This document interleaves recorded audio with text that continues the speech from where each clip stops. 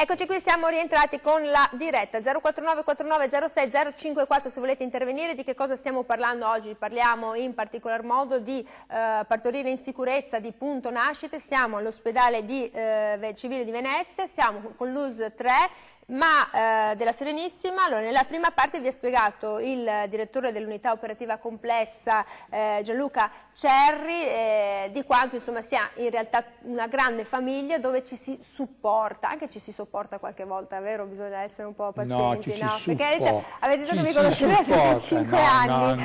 Allora, questo diventa importante. E veniamo con Tiziano Maggino, ricordo, direttore del Dipartimento Materno-Infantile dell'ospedale dell'Angelo di Mestre dell'US 3 della Serenissima. Allora, abbiamo capito che come appunto in tutti gli ambienti bisogna poi avere un punto di riferimento perché il confronto diventa fondamentale in questo periodo.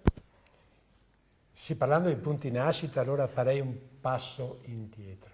La nascita è un evento finale di un percorso, non è un fatto avulso da un certo percorso. Quindi si tratta di capire, di intercettare che tipo di utenza abbiamo oggi che ha bisogno del punto nascita. E allora su questa utenza io mi fermo perché il telespettatore ad Antenna 3 è sacro, chissà chi ci chiama, qualcuno dovrà sapere qualcosa. Pronto, buongiorno. Sì, buongiorno, sono Pamela di Mestrino. Io chiamavo perché aspetto il secondo bimbo e siccome ho avuto un parto doloroso e lungo con il primo, volevo sapere cosa mi devo aspettare anche con il secondo, se mi devo aspettare un parto lungo e difficile. Ma il primo quanto è durato? Mi scusi se mi faccio gli affari suoi. Parecchio, più di una giornata di travaglio. Una giornata di travaglio. Quindi lei dice col secondo avrei un po' di angoscia. Sì, certo. Quanti anni ha, se possiamo chiederglielo, che così anche per loro magari si fanno... Ha 1 anno e mezzo. No, dico lei quanti anni ha? Io 36. 36, va bene, ok, allora le faccio dare una risposta, comunque siamo tranquilli. Tranquilli. Intanto uno è nato, l'altro sta arrivando. 049 49 06 054, allora visto che c'è mi dà una risposta perché ai bambini ha fatti nascere. La signora ha avuto un'esperienza di un travaglio, di un parto lungo e doloroso. Cosa si può aspettare se deve aspettare un'esperienza simile a quella? La risposta è sicuramente no. Ogni parto è un po' storia a sé stante, perché l'equilibrio tra due persone sostanzialmente diverse non è più la stessa cosa di prima. In più l'utero, in qualche maniera, ha fatto nel primo parto la sua esperienza di parto, quindi questo sicuramente agevola i tempi e i modi del parto nella seconda esperienza del parto, quindi sicuramente si attenda una cosa diversa, che non significa che sia magari meno dolorosa, ma sicuramente nella media dura un po' meno come durata, quindi è più veloce, perché l'esperienza dell'utero è importante nel determinare la velocità di progressione degli eventi del parto, e anche dal punto di vista dei meccanismi sono un pochettino diversi, quindi sicuramente. Però credo di aver intercettato la paura della signora, che è quella del dolore.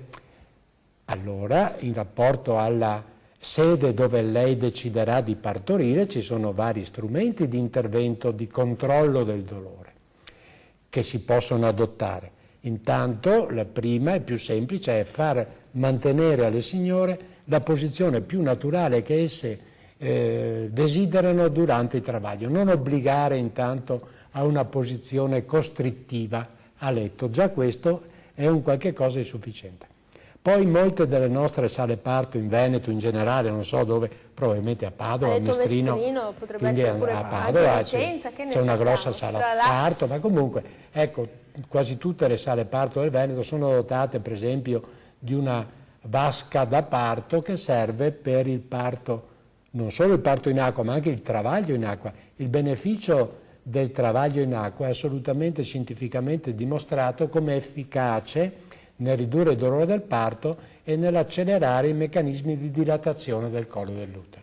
Quindi anche questo è... Quindi questa signora, Pamela, può prendere in considerazione il parto in acqua. Poi ovviamente ci sono ancora altri strumenti, diciamo, non invasivi, che possono essere il tipo di uno sgabello da parto che molte sale parto hanno, la palla, la liana. Quindi questi strumenti diciamo non invasivi. E poi alla fin fine, ultima ma non ultima di importanza, c'è l'analgesia peridurale. E questo quindi è un altro strumento.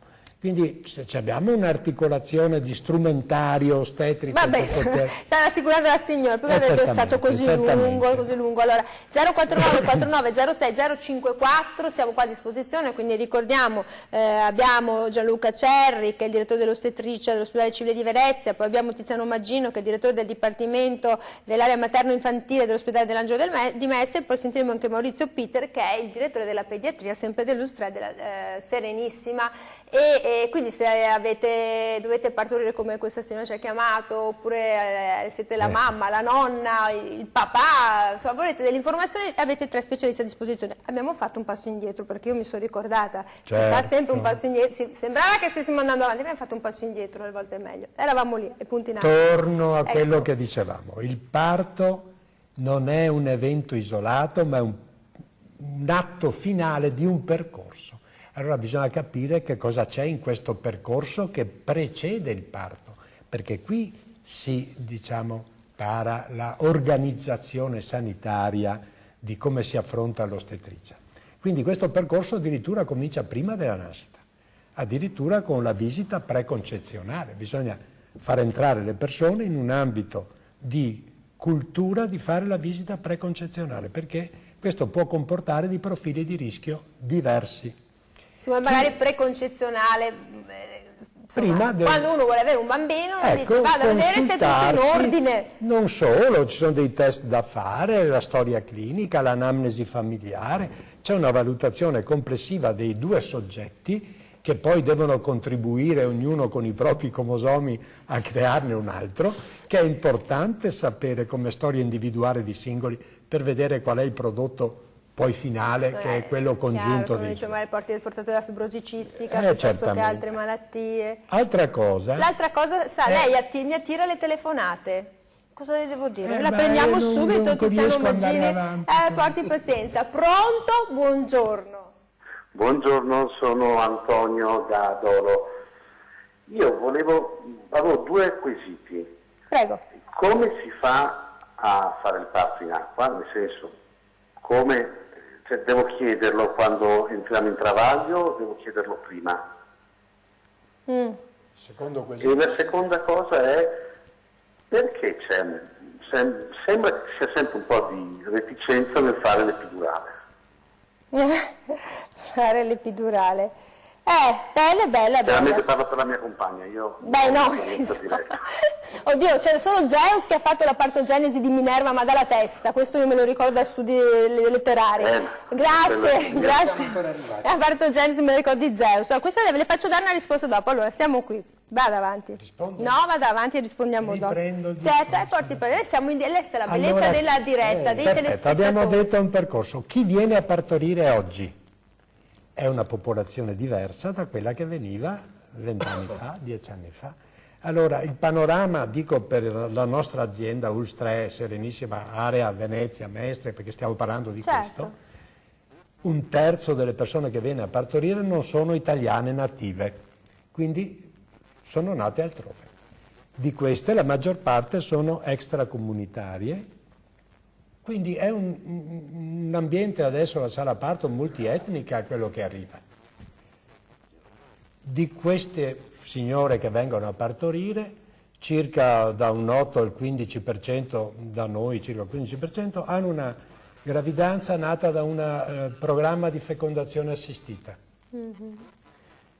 La mediana delle donne che vengono, avete sentito ieri dalle notizie dell'Istat, eccetera, delle donne che vengono a partorire da noi ha 32 qualche mese, anni di età. Quindi siamo più vecchi in Europa praticamente. Dico che ci sono questi elementi che contribuiscono a delimitare un certo tipo di campo di azione. Al di là di questo, quindi, ci sono sempre meno nascite. Quindi dobbiamo coltivarci molto bene le gravidanze che nascono. E quindi fare una bella impressione anche sulle donne rispondendo. Vanno fatte prima di arrivare al punto nascita vanno anche fatte un percorso prima, perché prenatale. vanno accompagnate queste poche. Allora, avete capito cosa ci dice il direttore Maggino? Quindi se volete avere un bambino, intanto vedete se è tutto in ordine, se va tutto a posto, poi fate un bel percorso, poi siccome nascono meno bambini, allora il signore ci ha chiesto, il signor Antonio Di Dolo, partorire in acqua, e perché sembra che quando uno chiede l'epidurale ci sia questa reticenza. Partorire in acqua è utilissimo, e ve l'ho detto, e non ritiro quello che ho detto. Certo che non si può prenotare un parto in acqua come prenoto un intervento chirurgico. Ma lo possono fare tutti, perché magari c'è... Allora, ecco. stiamo parlando sempre di eventi che in qualche maniera sono sotto il giudizio di una valutazione clinico-medica.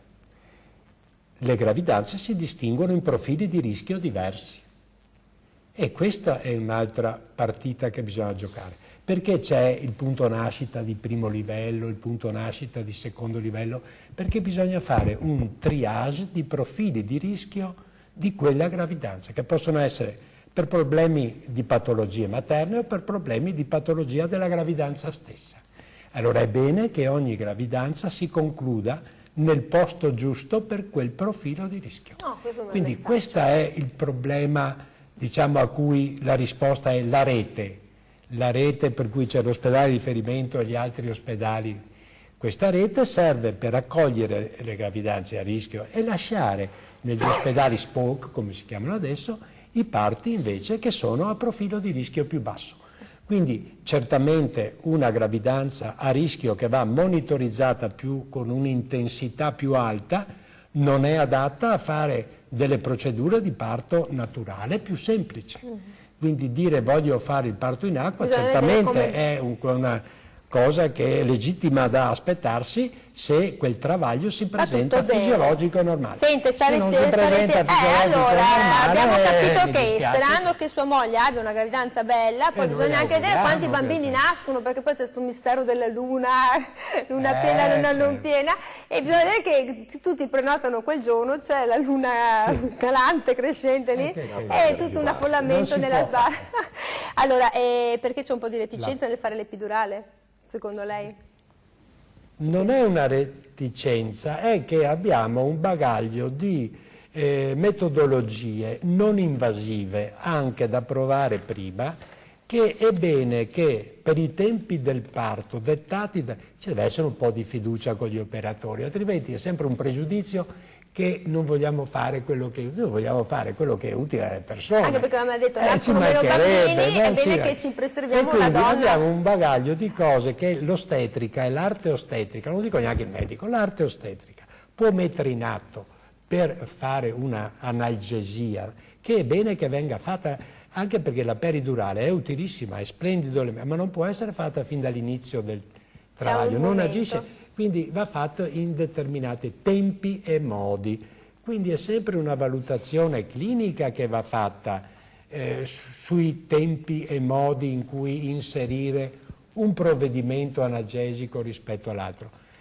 Ha ragione, non dico di no, è chi ha fatto la telefonata, non mi ricordo il nome del Antonio, nel dire che forse in passato, o può essere che qualcuno dal punto di vista abbia ancora qualche pregiudizio sulla peridurale, che tenda, perché ha eletto il parto naturale come... Vabbè, dopo ognuno fa la sua religione durante il parto, in linea di massima no, ormai la peridurale viene offerta quasi tutti gli ospedali.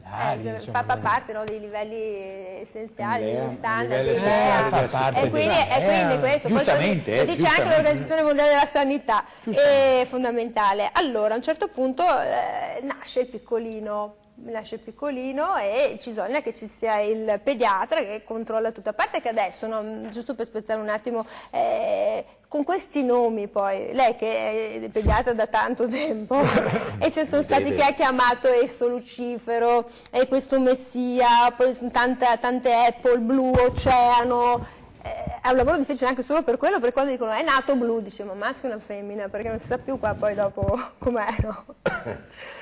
Allora, credo che sia da riagganciare sicuramente il discorso del dottor Maggino, perché le competenze che deve avere l'ospedale di Venezia, stiamo parlando dell'ospedale di Venezia, sono competenze che hanno dei livelli di attenzione di rischio, che non sono i livelli di attenzione di rischio degli ospedali di secondo livello e di terzo livello, ma devono avere le stesse competenze, le stesse figure di attenzione e le stesse capacità degli ospedali di secondo livello, cioè la capacità di stabilizzare, lo chiamiamo, di non creare delle difficoltà nel neonato, devono essere alte anche in un reparto di primo livello. Questa è una cosa che deve essere molto stressata.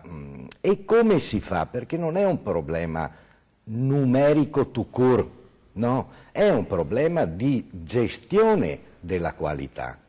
Allora, nell'azienda nostra, ma insomma nelle aziende generalmente ci sono dei corsi importanti di formazione di rianimazione neonatale, ma voglio dire devono essere ben integrati anche nei primi livelli. Ciò che facciamo, da noi c'è una nostra collega che non solo ha fatto il corso di rianimazione neonatale, ma è diventata formatrice e che ripercorre poi tutto questo percorso all'interno dell'ospedale. C'è un'altra collega in formazione per la neonatologia, c'è un collega che fa emergenze e urgenze a Brescia in questo periodo. Cioè, quello che dobbiamo stressare è che bisogna avere un alto livello di qualità all'interno dei primi livelli. Questo bisogna considerare, non è un problema numerico, è un problema di certificare la qualità. Questa è la cosa che va stressata, è questo che dobbiamo puntare, che dobbiamo sempre percorrere, la qualità nei centri di primo livello, perché è vero, indubbiamente, che noi dobbiamo avere delle categorie di neonati che non possano correre nessun rischio, ma come ben sa a Venezia ci sono 30 milioni di turisti e la gravidanza purtroppo che si interrompe a volte a 23-24 settimane, ci è capitata più di una volta, quindi noi dobbiamo essere attrezzati dal punto di vista qualitativo del personale ad avere una qualità di attenzione che è di ottimo livello, perché purtroppo capita anche in questi centri. Quindi lo voglio proprio ribadire forte, perché adesso c'è un gran parlare di punti nascita, numerosità, non numerosità, voglio dire, quello che va stressato è la qualità. Ecco, quindi i numeri, come dicevano, le chiacchiere stanno a zero, cioè i numeri in questo caso stanno a zero, conta la qualità, perché poi comunque guardando in un futuro prossimo le nascite sembra appunto che vadano verso stanno calando per varie ed eventuali e quello che conta è la qualità, la sicurezza, la qualità, la professionalità e un team sempre preparato. 049 49 06 054, allora se avete delle domande, come avete sentito c'è il pediatra, state affrontando una gravidanza, avete dei dubbi, vi è nato un bambino, volete sapere qualcosa, siamo qui a disposizione dopo la pubblicità. A dopo.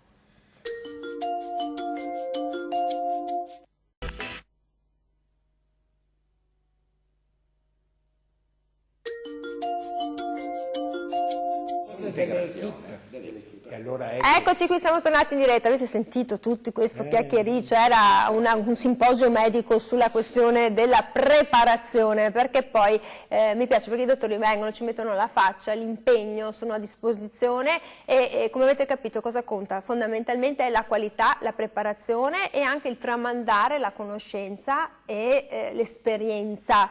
Allora, Gianluca Cerri, direttore dell'unità operativa complessa di ostetricia all'ospedale civile di Venezia, dell'ULSS 3 Serenissima, ha detto il collega Maurizio Pitter quanto sia fondamentale capire che gli ospedali debbano avere appunto un team sempre pronto, specialmente anche quelli di primo livello, preparato.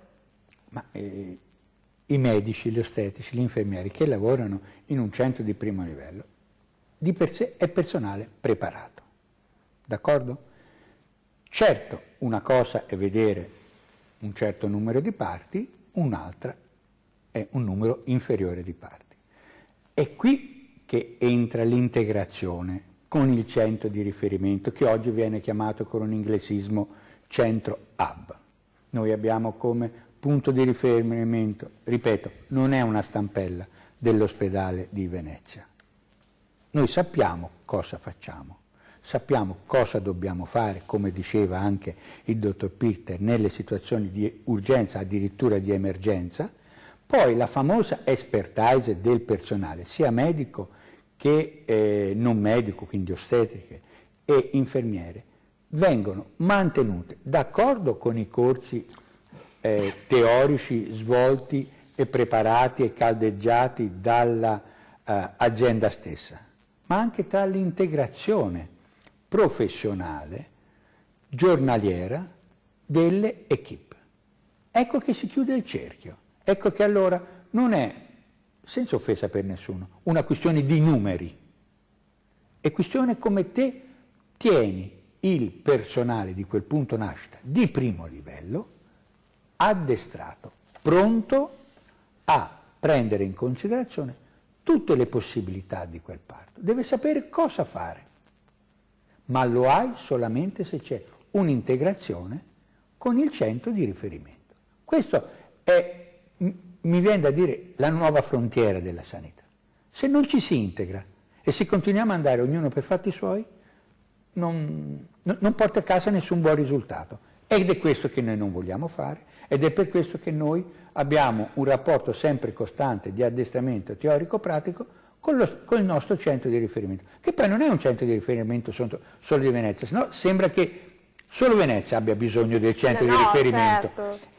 Mestre è il centro di riferimento per tutti, le ostetrici, parlo per ostetricia e ginecologia, sia per gli ospedali che di Chioggia, che di Dole e di Milano.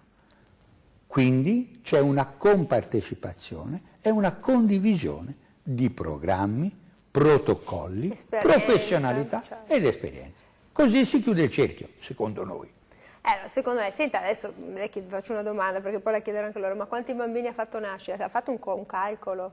No. Ma mediamente, no. Così sei al posto? Ma io è 30 anni che faccio ostetricia e ginecologia.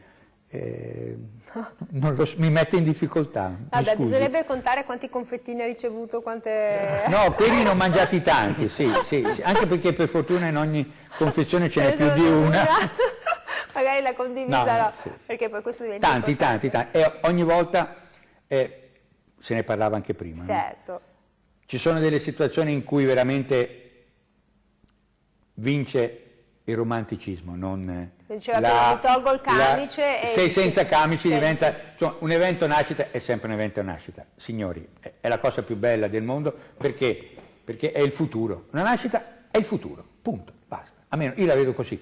E a volte mi commuovo, devo dire la verità. Bene, non mi vergogno. No, perché ci mancherebbe altro, è una cosa... No, non è che nasce subito il pediatra a una certa età. No. Vabbè, dai, niente cena di pesce. 049 49 06 054, siamo qua a disposizione, come avete sentito prima. Allora, bisogna intraprendere un percorso nel momento in cui si vuole fare, si decide di avere un figlio, sia in fase preconcezionale, cioè quindi prima di fare proprio il bambino, mettiamola così, di rimanere incinta, e poi dopo ci sono degli esami, delle procedure, delle pratiche da fare, e poi dopo interviene appunto poi la fase del parto, come ci diceva prima il direttore del Dipartimento dell'area materno-infantile Tiziano Maggino. Siamo all'ospedale dell'Angelo di Mestre, dello Stress Serenissima. Allora, la formazione... c'è molta, anche se nascono meno bambini, c'è però richiesta, c'è bisogno di personale, sì. Giusto? Ritorno allora alla qual è la cornice dove si inserisce l'evento nascita e la gravidanza. Noi nella nostra azienda abbiamo un comitato percorso nascita che si occupa di organizzare tutte le fasi di assistenza alla gravida, quindi primo trimestre di gravidanza, la fase preconcezionale, la visita genetica quando è richiesto, le ecografie, l'assistenza alla diagnosi prenatale, amniocentesi, villocentesi, corsi di preparazione alla nascita. A cosa serve tutto? Abbiamo detto che l'impegno va posto nelle poche gravidanze che adesso ci sono, quindi bisogna garantirle che arrivano il più possibile presso il termine. Giusto? Dopo qual è questo termine? No, perché lei che è esperto, il termine? Perché... termine nella specie umana è 40 settimane gestazionali, più o meno una. Ecco, quello è, che è poco. Quindi sono 10 mesi. 10 mesi lunari di 28 ecco, no, giorni, perché 280 di 9 giorni. mesi, sono 10 mesi per chi a casa. 10 mesi lunari perché, ecco, di 28 giorni. All'interno di questa organizzazione qual è l'obiettivo? Di segmentare i profili di rischio. Allora, ritornavamo prima a dire partorire in sicurezza. È sicuro partorire in sicurezza in un punto nascita che abbia meno di 500 parti? Abbiamo detto che il numero non è sufficiente a identificare la sicurezza, l'expertise. Dipende in quale contesto si pone questo punto nascita. Il punto nascita di Venezia è in un ospedale di alto livello, ci sono un sacco di specialità, c'è l'anestesia rianimazione, c'è l'elisoccorso, c'è la chirurgia generale. È in un contesto plurispecialistico che offre assistenza anche all'evento imprevisto nella gravidanza che magari appariva del tutto fisiologica prima di deviare improvvisamente in qualche cosa. Questa è la sicurezza, non è solo il numero, il termine numerico. Quindi la sicurezza va anche posta in quale contesto e posto di ospedale quel punto nascita, e che è diverso se è l'ospedale di montagna rispetto all'ospedale di Venezia. D'accordo? Perché ha senso ancora l'ospedale di Venezia avere il punto nascita? Perché il trasporto è su barca, gestisce una situazione che è legata alle isole. Certo. Alle isole. Poi, e, insomma, c'è la nebbia d'inverno, c'è il mare grosso, che sta arrivando, ha un servizio diffuso insulare per il quale un presidio di punto nascita è giustificato, ma è giustificato anche perché non è messo lì avulso da un'assistenza sanitaria globale, è messo lì nel contesto di un grande ospedale che offre grandi possibilità diagnostiche e terapeutiche. Quindi questo credo che sia il fatto principale. Poi se si trova una gravidanza che ha problemi, a rischio o alto rischio o francamente patologica, è ovvio che l'intensità delle cure va centralizzata nell'ospedale di riferimento. Però l'ospedale di riferimento non vuole tutti i parti, perché altrimenti non ha senso fare la suddivisione di ospedali spoke e hub, cioè raggi e mozzi, perché se i raggi ingolfano il mozzo non gira più e non funziona la cosa. Quindi ognuno deve prendersi la propria partecipazione per le proprie competenze che sono concordate, divise da protocolli, come diceva il dottor Cerri, condivisi, percorsi clinici condivisi. E poi finalmente così ha detto, cioè lui a Venezia, dopo 35 anni basta, perché ha detto un po' umano che può prendere un po' di aria di laguna. Veniamo a Maurizio Pitter, direttore della pediatria della Serenissima Venezia, appunto Serenissima. Quando poi nasce il bambino vengono messi subito in pratica, appunto, poi a seconda del bambino, delle patologie, perché anche lì appunto grazie al lavoro degli esperti lei sa subito se c'è un bambino a rischio o non a rischio, se ci sono problematiche, perché questo è poi il lavoro importante, no? È stare in comunicazione, in contatto con chi ha fatto nascere il bambino. Se poi non c'è un rischio si applicano poi tutti gli standard degli screening che devono essere effettuati, è giusto? Sicuramente sì, voglio dire, allora noi abbiamo un tempo di parto che è la 34esima settimana, quindi cerchiamo di attivare tutte quelle tecniche di attenzione, però dalla 34esima settimana, non da settimane più precoci che comportano dei livelli di rischio più elevati. Chiaramente quando nasce nel periodo non diciamo fisiologico c'è sempre presente un pediatra, quando nasce col taglio cesareo c'è sempre presente un pediatra che è presente 24 ore H24 come si dice. Abbiamo tutta una sezione di patologia neonatale per tutte quelle situazioni che possiamo controllare e che sono situazioni che vanno dall'infezione neonatale, che vanno alla lieve patologia respiratoria, voglio dire, e quindi abbiamo un reparto dedicato, con personale dedicato a questo tipo di tematiche, che sono tematiche, voglio dire, che necessitano di un'attenzione come dire giustamente, un'attenzione da primo livello, cioè dobbiamo differenziare un attimino la patologia che merita invece un'intensità di cura maggiore. Allora io la blocco un secondo perché noi abbiamo una telefonata. 049 49 06 054. Pronto, buongiorno. Buongiorno, sono Giulia, lei Buongiorno signora Giusi, ci dica tutto. Volevo fare una domanda ai suoi ospiti. Prego. Ma come mai una volta le nostre mamme, le nostre nonne partorivano a casa e ne facevano tanti figli, magari ma qualcuno anche andava male, ma però non serviva tutto questo, tutti questi esami che fanno adesso. Ma cosa c'è? Un disagio, un pericolo adesso in questi anni che devono farsi tutti questi esami, queste ecografie? Non mi capisco più. Dice una volta le donne partorivano di più. Si faceva tutti quegli esami là. Adesso ma cosa succede?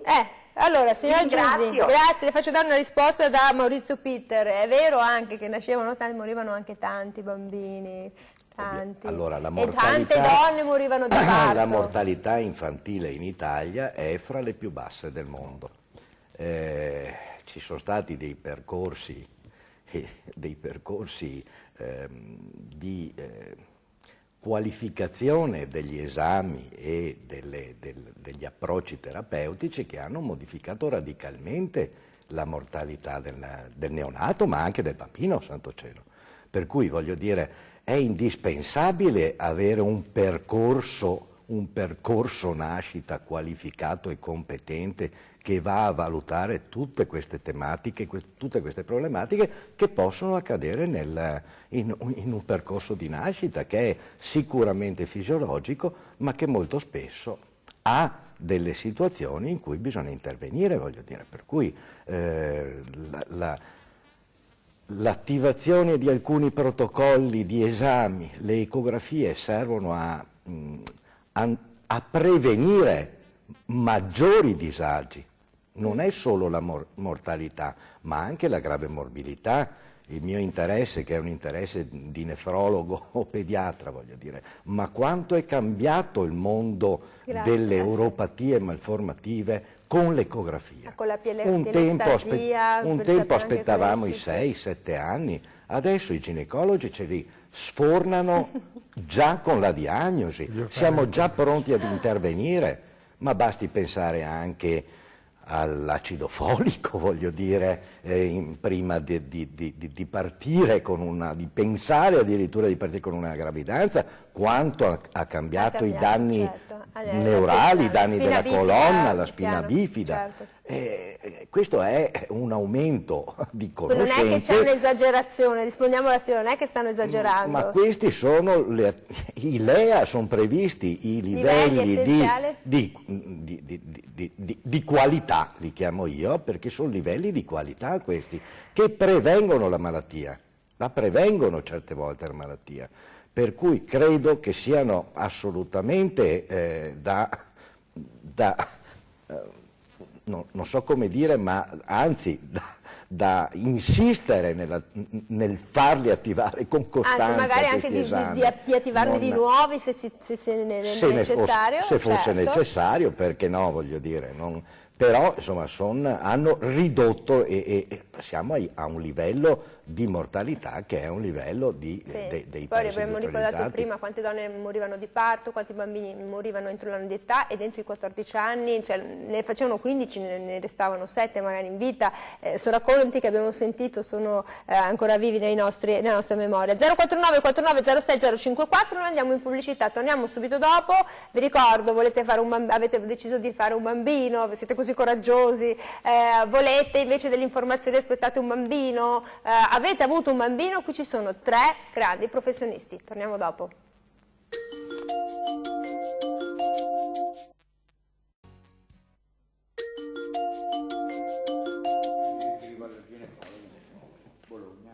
Ecco qui, siamo tornati in diretta 049 49 06 054, siamo qui con Luz 3 Serenissima. Come si partorisce in sicurezza? Abbiamo capito, a Venezia non è una questione di numeri, il primo livello è dato da l'essere proprio capaci di fornire qualità, assistenza, preparazione e soprattutto rispondere alle esigenze dei diversi tipi di parto e poi di essere in grado di soddisfare le esigenze dei futuri bambini e dei genitori.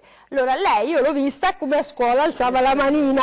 Tiziano Maggino, direttore del Dipartimento Materno-Infantile dell'ospedale dell'Angelo di Mestre, illustra Serenissima. Cosa succede?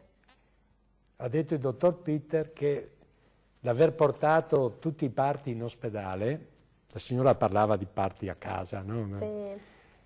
Ha prodotto un abbattimento degli indici di morbidità e mortalità perinatale e materna che ha portato l'Italia tra i paesi più evoluti al mondo, cosa che negli anni immediatamente successivi al 1950 eravamo i peggiori. Quindi l'aver portato tutti i parti in ospedale però non è stato sempre gradito dalle persone che dovevano partorire, perché si è omogenizzato un certo tipo di standardizzazione dell'assistenza al parto uguale per tutti e molto medicalizzata. E questo ovviamente non era gradito. Però anche su questo abbiamo fatto dei progressi. È chiaro che va garantita la sicurezza. Il parto a casa può anche sempre essere avvenire in sicurezza, tra virgolette. Solo per attrici e per i figli delle regine, perché vediamo. Dico no? che però gli ospedali come il nostro si sono attrezzati per offrire una sistemazione, un alloggiamento di parto quanto più familiare possibile che possa riprodurre le condizioni domestiche. Noi per esempio a Venezia, con delle strutture diciamo così della sala parto particolari, a Mestre abbiamo degli appartamenti da parto. Nell'area veneziana non c'è una vera casa da parto distinta dall'ospedale, ma abbiamo cercato di ricostruire l'atmosfera di una casa da parto dentro l'ospedale, per cercare di garantire dei termini di sicurezza in quell'evento, garantendo anche la fisiologia, la naturalità, la presenza del marito. Di questi appartamenti da parto sono un appartamentino vero e proprio che sono all'interno della sala parto. È un'ostetrica che segue il parto e il travaglio, salvo che siano ovviamente un triage che dica che una gravidanza è un parto che sta evolvendo fisiologicamente. E c'è un salottino, c'è la televisione, c'è la cucina, c'è il letto matrimoniale, eccetera. Quindi cercare di riprodurre delle condizioni che non siano quelle ospedaliere vere e proprie, con un intervento medico lasciato solo agli eventi di emergenza. Quindi si è cercato di supplire a questa esigenza, dico non posso partorire a casa perché ho esigenze di sicurezza del parto, va bene, cerchiamo di riprodurlo in ospedale questo ambiente familiare. Perché sorridevo prima sotto i baffi? Perché ha detto abbiamo questo bellissimo appartamento, ma dove si stenderà il marito disperato, stremato perché la moglie sta partorendo la compagna? Sì, adesso siete 4 uomini sinceramente, avete visto queste scene, no? Sì. Ecco, no? C'è l'appartamentino dove lui si stende disperato perché qualcuno fa una fatica immensa, perché è sempre così. Comunque al di là dei luoghi comuni, Gianluca Cerri. Quindi abbiamo capito che, abbiamo sentito questa signora diceva si partoriva a casa, io ho detto la battuta è una cosa da regine e da attrici, sono anche delle mode, bisogna anche, come abbiamo sentito, capire che tipo di gravidanza stai avendo.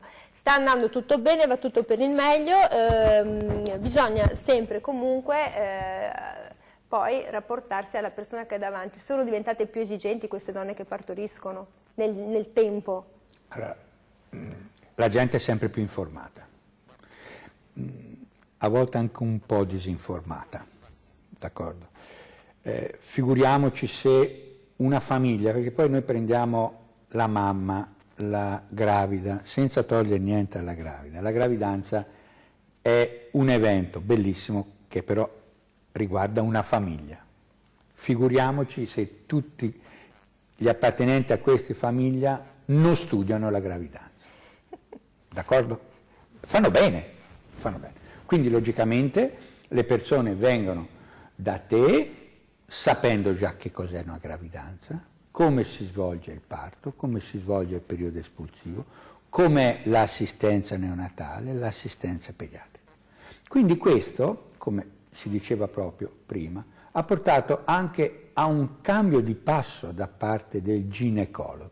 Il ginecologo non è più quel medico che segue il travaglio, mi ricordo 30 anni fa, le signore venivano messe a letto e finché non partorivano non si muovevano dal letto.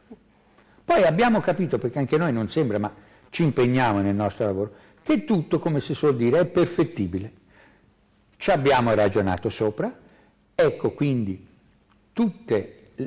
l'accontentare, quando è possibile, siamo contentissimi a accontentare, la signora vuol camminare, cammini, vuole andare sulla palla, va sulla palla, vuole andare sullo sgabello, vuole stare sul letto matrimoniale, vuole travagliare, partorire in acqua, perfetto, vuole la peridurale, perfetto, sempre però nell'alveo della sicurezza, in un centro di terzo livello, di secondo livello, di primo livello.